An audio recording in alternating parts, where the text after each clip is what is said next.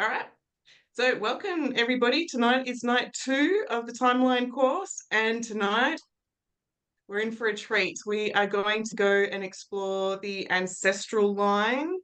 The ancestral line is quite fascinating because if you've got any history of family members being adopted or going through the Great Depression or war, this can definitely show up not just within epigenetics, but it can definitely show up within the way that you know, either work with money or possibly with the adoption piece, rejection sensitivity.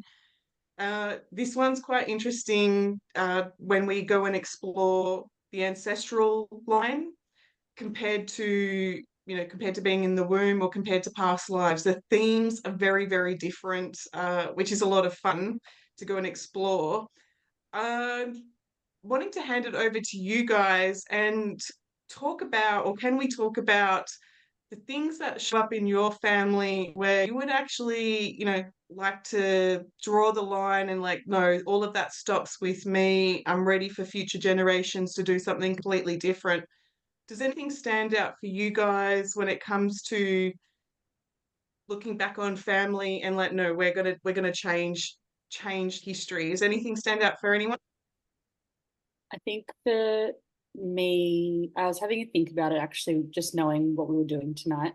Um, Honestly, to put it simply, learned helplessness, because that's kind of what I couldn't really put it into words probably up until a few months ago. But that's kind Yeah. of what my whole life have been able to sense with like my immediate family and like my relatives. And I understand like it's through a lot of trauma, but I used to get really angry about it as a teenager. Because you Um, could see it in them, yeah, or because you could feel it, there was just no way out for you? probably both. I could see it and I'm like, just try. Obviously, it's not that simple, but as a teenager, you don't really think about that.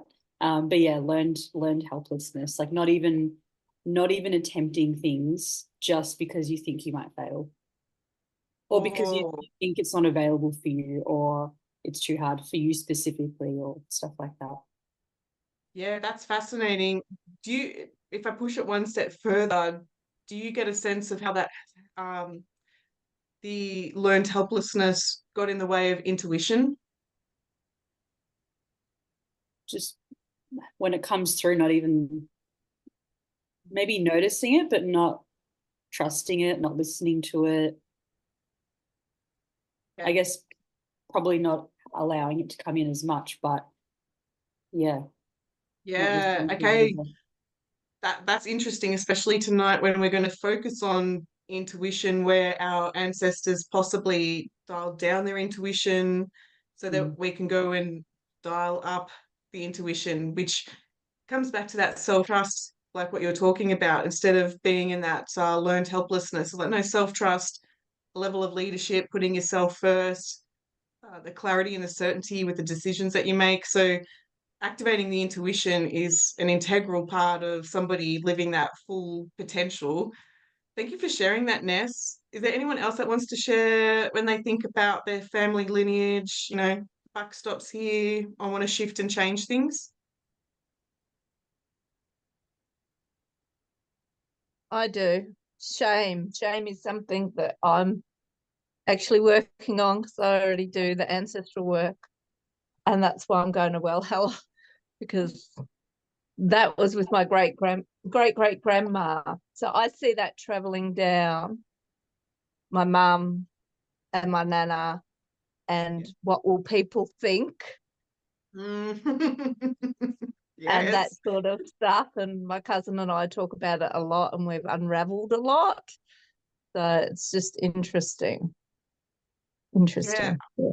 I remember when I told my mum, this was 20 years ago, but I told mum I'm going to go learn tarot. And she was like, Yeah. "You never do that. What would people think?" And I'm like, Yeah. good thing you're not learning it. But Yeah. Yeah. and so it's then, Angelique, do you notice then there's that pattern within the ancestral line where the women go into shame more than the men? Yeah. Yeah. And husband.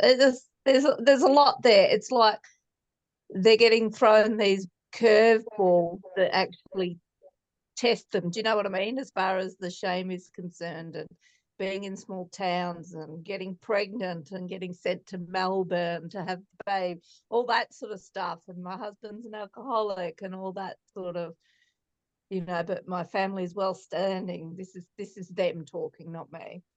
Yeah. What will people think? We've got to hide it. And there's just so much of it. So much.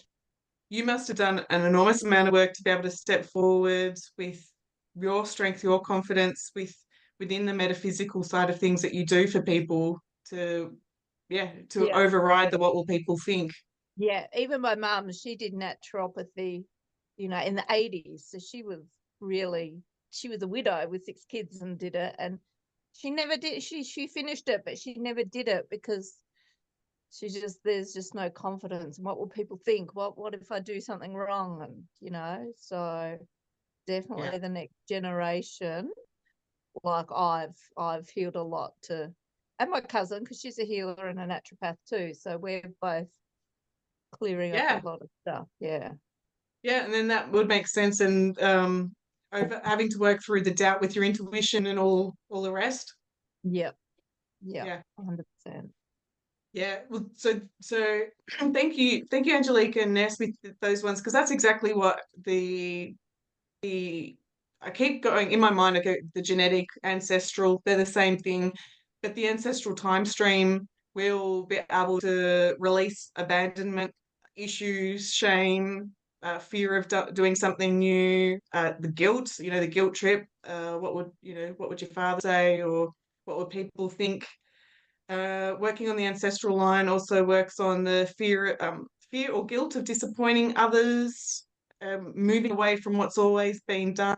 If you've got a lineage of scientists and then you've got the not scientist, breaking the loyalty, breaking the tradition, all of those things, to be able to follow your heart's desires. So as a coach, when you're working with the ancestral time stream, it's can be quite confronting and shift an enormous amount of work, that instead of lots and lots of sessions, you can really condense it down to one.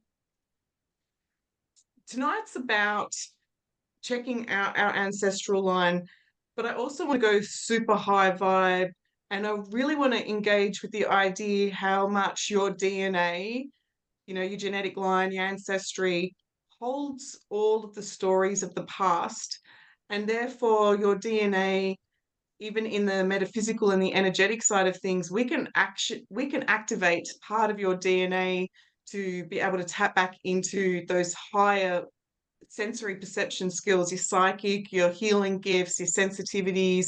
And that's exactly what I want to do with you tonight, is go on script and then go off script, as I always encourage my students to do. Go off script, play, test the boundaries, push and see what you can do with what's already there in the script. As you guys have pointed out, when we're doing work within the DNA and the DNA lineage, it comes back to being pretty switched on to say, well, this is how it's always been done. Is this true? What needs to be changed instead? Jess, if I go to you, when you think about your DNA lineage, your ancestors, is there anything there that stands out to you that you're ready to draw a line in the sand and change? Yeah, She's nodding. absolutely. Can you hear me? My Wi-Fi is playing up. Yeah, we can hear you. Ah, damn it. We can. You can't hear me? Okay.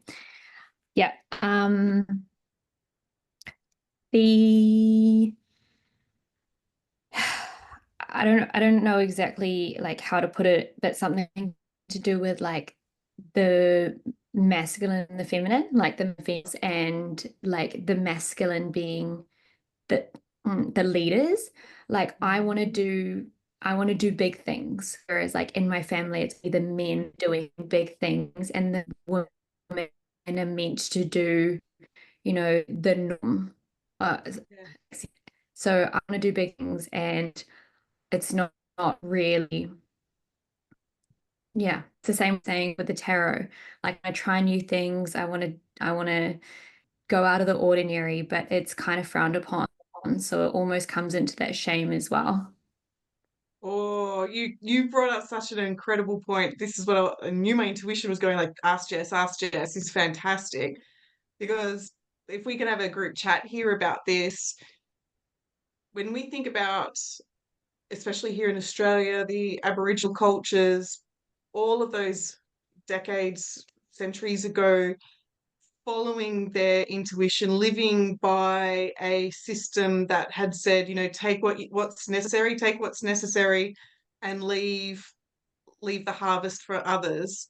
And then somewhere along the lines, the culture changed where the agricultural trade started to come in, controlling the finances, putting in invisible lines about property, and that masculine system, the mainstream, started to come in, where they were bringing in that competition, the control, the domination-y kind of energy, pushing people into, when we look at in the modern world, pushing people into that hustle culture, the not enoughness, going into debt. All of this has come from that mainstream, that masculine push. And it's no surprise that we're all here together, moving more into that feminine compassion leadership space, where it's time now to collapse that masculine and move more into that feminine. How does that resonate with, how does that resonate with you, Erin? Yeah, I think massively. I think my world very much is that masculine, um, yeah, very straight down the line, follow the pack type situation. So yeah, 100% resonates. Yeah, yeah. And then do you get a sense then, with the spiritual awakening that you're in the middle of stepping to the left of the mainstream to discover more empowering gifts about yourself? Yeah, it's a real fight to kind of get through the stuff, and be able to, yeah, live that more authentic, more aligned version of myself without, yeah, because it's always that like sense of judgment, right? And Yeah. yeah, I find it hard to put it in words, but yeah, it's very much a, I don't know, challenge. Yeah. Yeah. Well, I'm going to go to Emily. Do you have a point of view on this one? I have a slightly off center. Mine's on the same theme as Jess's, but like in a different way. In that, like what you're describing, Claire, to me is like wounded masculine, right? That like control and in my family, I feel like a lot of the females have always played that smaller role and but held a lot of resentment around it, like silent resentment. And so there's this pattern that comes down where they don't receive because they reject masculine altogether. And so they have to just, they're just like hyper independent, but very resentful about it. But then Yes. also very dependent on them because they create the role where they allow the men to have the control and the security and the money and the doing the big things. And so it's like this really weird storm in a teacup. And I'm noticing now that I've broken that chain in terms of not staying in a marriage that I wasn't happy in. But now, being in a new relationship, I'm finding it really hard to accept good things and Yeah. trust that they like that I, yeah, that I can trust them, that they'll, yeah, be there to stay. It's weird. So Yeah. And so the receiving of good things, if you were to bring in the permission to receive more, do you get a sense of how that would be beneficial?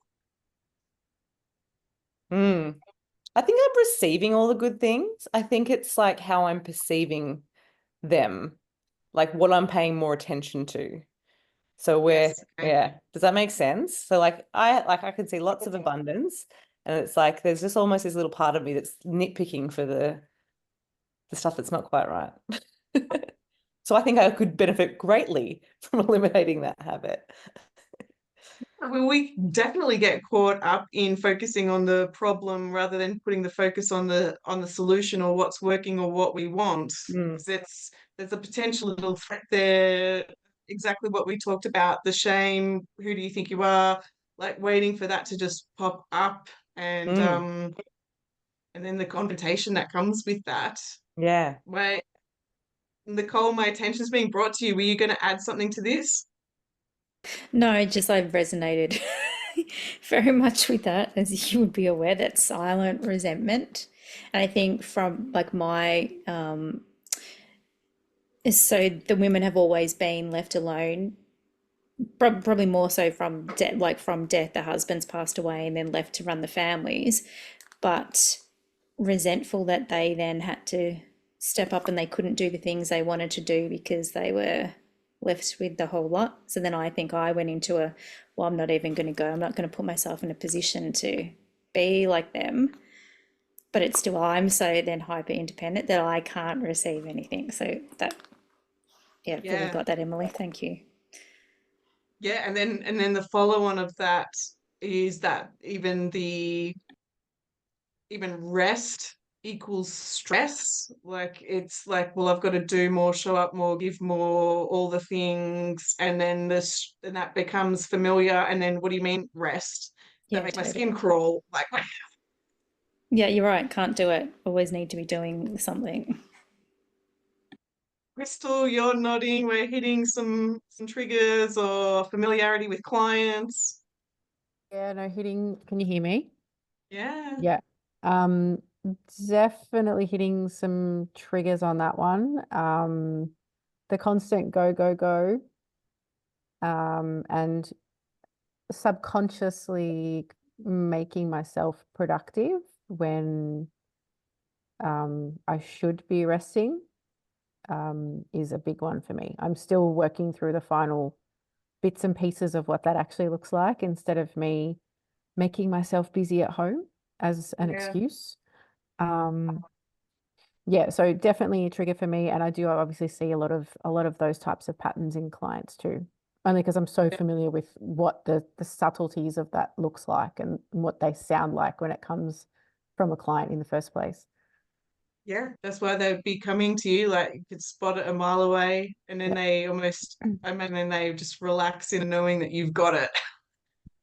Yeah, pretty much. Pretty much. And as soon as we start moving into that space of, okay, so what is it actually that you're doing that is taking time away from your rest time? When you break it Yeah. down, they're like, actually, I don't really need to be doing stuff like that right now. So it's just that unconscious pattern that they're already in, that hypervigilance, that what else do I need to be doing? Yes. Yeah. Well, let's all hang out on a deck chair and prove to ourselves we can rest. Sounds good to me. Uh, you all make a really incredible good point here about the difference with the right or wrong. You know, is it wrong to rest? Is it wrong to be resentful? Is it wrong to want what you want? Is it all the things? There's a whole level of right or wrong. And that's part of our soul's journey to come to earth where we do have the polarity, the black and the white, the love and the hate, again, the right or the wrong. But being coaches, healers, at some point you get the aha that part of the mission is to go back to that sacred neutral where you're in that observer's position, like working within the quantum. Once you've observed it, there's been a shift. So coming back to that sacred neutral means we're not getting stuck in the judgment of the right or wrong. And this is where a lot of those intuitive gifts, the healing gifts start to come in when you release yourself from the right or wrong. Is this sort of resonating? Anyone want to comment to that on that one? Lauren, does that work with your Chinese medicine, the yin, the yang, the right, the wrong, find the balance? Yes, I could. I just went into, I know when we've been doing some timeline in the past, I had an experience where we did release something ancestral. And it's funny, I'm really struggling to connect back to it right now. While you're talking about it, I'm like, well, I let that go. That's gone. Feeling amnesia. I'm like, I don't feel that it was a guilt feeling, and I don't feel that really heightened emotion of guilt that was, I couldn't figure out where it was coming from because I hadn't done anything I should be guilty about. That's right. That's right. Mm. I won't go into your Yeah. privacy, but there was something there about your dad and his stuff, Yeah. and you were living to his conditions, rules, values, and like, actually, don't need to do that anymore. Yeah, and I went into his guilt and then went into his dad's guilt, which is really interesting. Yeah. Yeah. Then you asked me about Chinese medicine. I haven't sort of connected to that yet. I'm too busy thinking about what I was going through. Yep. Yep. But definitely I was going to say, definitely in Chinese medicine, we inherit in certain ancestral energy, and that then shapes us emotionally, physically, every part of it, not just the DNA. Yeah. Mm. Yeah. And so then bringing that to, what is the word that you do use? To balance, to integrate, what's the word? Well, Jing. It's the kidney Jing we inherit from our parents. And I guess that we can achieve some balance by, I guess, manipulating the other organs, their emotional beings within each organ. Is that kind of? Yeah, that's awesome. Yeah. That's awesome. As an advanced theta healer, advanced DNA theta healer, a lot of the time in that training, they're taught to go up to creator's light and check in with the DNA, check in with the telomeres, which are the little parts of the DNA that connect. Oh gosh, the word's just gone out of my head, but hold all of that coding to be either laying dormant or to be activated. So if somebody's got ancestral, my mum had Hodgkin's disease growing up, and so we checked if I had that DNA switched on or switched off, and so we did some work there so that stopped from me with my children. We're going way off track. So what I've done with these scripts is I've definitely combined NLP, which I've taught most of you NLP, and I've also combined some of the metaphysical knowledge and the spiritual, the theta healing knowledge that I have. And what I want to point out to you is that a lot of the scientists will look under the microscope at the DNA and they will see the carbon structure of the DNA. That's all they want to know. You know, what can I use with my five senses to measure? Tonight, I'm going to invite you to think about the higher levels, the higher frequency of DNA that may not be seen under the telescope. And I'm going to invite you to actually have a look at that holographic symbol of your DNA to check in with your heart space about what you want to activate. You'll hear it in the script when we get to that point. But my intention is to be able to help you activate that next level of intuition that you've been after. To be in this class, to be in this group, there has to have been some part of your soul saying, like, I'm ready for that next level of activation. And when I have clients who are like, Claire, help me with my intuition, a lot of the times we have to go back to when they turned it off. You know, maybe they saw spirit when they were little. Okay, turn that off. I don't want to know. We have to do that work. And then their intuition starts to flourish. So the the thought's just gone. So somebody can spend many years sitting in circle doing all of the development work, but if you've got that fear and you're looking through the lens of fear when it comes to connecting, trusting yourself, trusting the support of spirit, if you've got that program sitting there, then it doesn't really matter how many hours of meditation and process and things you dedicate yourself to, your whole ego is going to put the brakes on. That's going to delay any of that psychic, spiritual, intuitive healing gifts.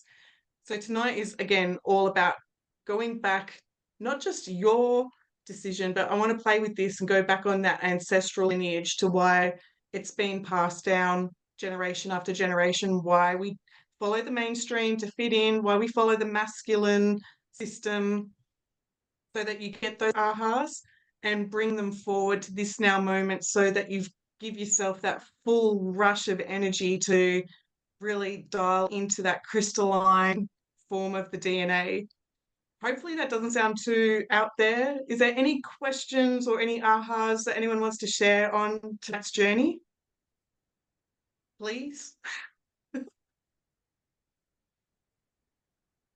Evie, you just gotta trust tonight, or your witchy senses are like, what we got ourselves into. No, I told you at the beginning. Wherever you go, You're gonna come too. let's go on a road trip, figuratively speaking. Yay. Anyone else want to share or excited? Crystal's cracking her neck. We're in for trouble. I'm afraid for the big guns are coming out. Can some people at some point, like, you know how you said you go back and figure out when they or, you know, someone in their lineage turn the intuition off. Can someone have had that happen but still have some sort of connection with their intuition? Maybe it's still not like fully coming through, but like there's still something kind of there. And that niggle, because only part of it, you know, came in, that niggle, like, oh, this would be better, or it would feel more alignment if it was at full capacity. So That's yeah, like what was that, sorry? I feel like that's me sometimes. And it makes sense then with the learned helplessness that you've been resolving, why it would not be beneficial if you're playing into, and I'm talking about ancestral stuff, playing into that victim mode, that helplessness. It would not make sense. You would not want that intuitive strength to come through. It would completely clash with the survival program that's playing. Yeah. Yeah. Because that that intuition really does represent that pure guidance system that you have. The intuition is going to sift and sort through so much information in such a glimpse of time. And what happens is then the ego comes in and dials up the self-doubt, the questioning, the old programs. And it's the ego that wants you to keep yourself separate. And that's why the ego also pulls us into the right or the wrong, and then the doubt and all the things. So teaching someone to trust their intuition, it's that fine amount of energy that comes in before the ego just completely consumes it. Does that kind of resonate with how your intuition's working, Ness? I think so. Like I've definitely come a long way for sure in the last few years, but I just get the sense that there's something still kind of there. Especially because there's been a few times lately where people will randomly say, oh, you're very sensitive, you're very like intuitive, very psychic. And I'm like, I wish I could tap into that more. Okay. Yeah. But that's only really been happening the last couple of months, which is, yeah. I imagine then when, especially doing the contrast, being a chiropractor, working previously in the 9 to 5 mainstream versus moving more into the space that you're moving, the energetic space that you're moving into, like you've tried on the polarity of the system, and now it's like, yeah, there has to be more to this. Yeah. When you're craving that more, are you able to articulate what that more is that you're after? I don't know, I just got a tingling feeling in my body when you were talking about more. Yeah, I guess for me it's moving out of this and more into my body, because my body tells me a lot, I feel. Yeah, okay. Interesting point. So moving more into the body. Yep. All right. That sounds interesting. I answered your question, but Oh no, it's beautiful what's come up. All right. Is there any other questions or ahas? I have a question. Yeah. So my intuition after my dad died when I was 11, and then the next month my intuition was on fire. Like my sister, I knew she was going into labor before anybody else, and then for about a couple of years it was on fire. So, and then it just stopped. So I'd know she was pregnant before she knew. and then it just stopped. So can like shock and trauma cause it to go to amp up and then maybe go off, or Oh, that's a really good point. The trauma conversation, yes. Mm, After sitting in circle for about 8 to 10 years, you start to notice that a lot of the mediums have a very hectic, traumatic, chaotic childhood.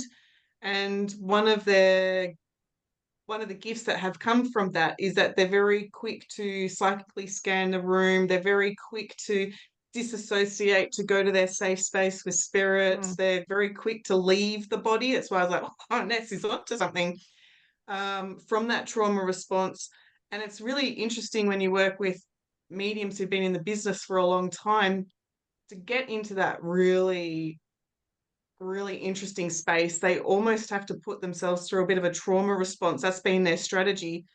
Disassociate, trauma response. Okay, I'm with the team. Okay, now go. And it's yeah, only a small number of mediums that actually say, do I need that trauma response? That's doing the burnout when I'm doing my readings.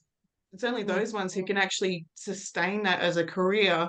Um, so yeah, the trauma response will definitely get you to start to astral travel, come out of the body, go more to the team, mm, and then when you come back in the body, there's the intuition is there, but it's not as needy. Like it's not a needy thing. It's just a isn't that interesting kind of thing. yeah, The other way around that mm, could also be that there was a level of there was a limiting, or there was not a limiting, that's the wrong word. There was a decision made by you at a soul's level to say, actually, I've got to go back to the blueprint. I've got to go back to having a human life to then, I'm just playing with the energy of that. But is that a possibility? yeah, yeah. Because mum was in survival, 6 kids, widow, yeah. So mum was in survival, so we were in survival, and nothing was talked about. It was like, let's just get on with it. So yeah, that very much would have been, Yeah, yeah, yeah, yeah. yeah. Really good question. It's interesting. I've never thought about it before, about when it turned on and then when it turned off, and it stayed off till I was 40. So it stayed off for a while. Something that caused it to dial back on? Oh, I started going to retreats and getting into circles and connecting with women. That's what turned it on. Do you notice now that it's more fine or like that really pure sort of like what's coming through now is Oh, not from a totally trauma different. response, it's coming in Yeah. from that love, pure energy. Yeah, and because I've done a lot of work too. I've done a lot of work and courses, and Enormous. when Yeah. you do all the work, it's just you keep going a step up, and it's Yeah. just it's totally different now, totally different. And you become that clear channel, that Yeah. absolute pure clear channel. And then the more limitations that you've resolved in yourself, the more Mhm. the more truth that comes through. Yeah, yeah, 100%. Crystal, did you want to speak to those mediums, speak to what you've observed from mediums with what they do? Really, Not really all open. mediums, by the way, as I record this, but like that trauma piece that we were talking about. Yeah. I've witnessed many, many, many, many mediums go straight into that trauma space. And of course, I'm able to look right through that and see exactly where they've gone to actually access their information. And it's just like got way too many filters in front of them and the information. So I instantly know that that's a trauma response. Can see it on their face too. So I've had many experiences, just even seeing people give readings, just even in practice. Yeah, it's just fascinating to watch how they get to their space. Like you mentioned before, there's two totally different ways to get there. And then it comes back confirmed in the quality of the information that they're actually getting. It's really interesting to go into that space with them Yeah. and just watch the filters like pile up in front of them, and like there's limitation after limitation, and it's just, this isn't going to work the way you want it to work, because there's not enough of a, as you mentioned, like a free perspective. There's not a clean vessel to be able to get the quality of that information in and out, so to speak. Yeah, yeah. And yeah, you make a good point with the filters. When I've watched people do that superb mediumship, they don't have any rejection sensitivity or anything. They're just like, this is what I'm getting. May I leave it with you? Like boom, boom, boom, boom, boom, may I leave it with you? And like it's like this is a medium. We're going off track with mediumship, but it's psychic-y stuff. But the mediums who are vulnerable and want the approval, need the validation, it's a whole different stream of energy. So I bring that up to say tonight when we're going in talking to your higher self, set the intention for that pure, awesome, high vibe energy, go for what you want, not just what you think you deserve.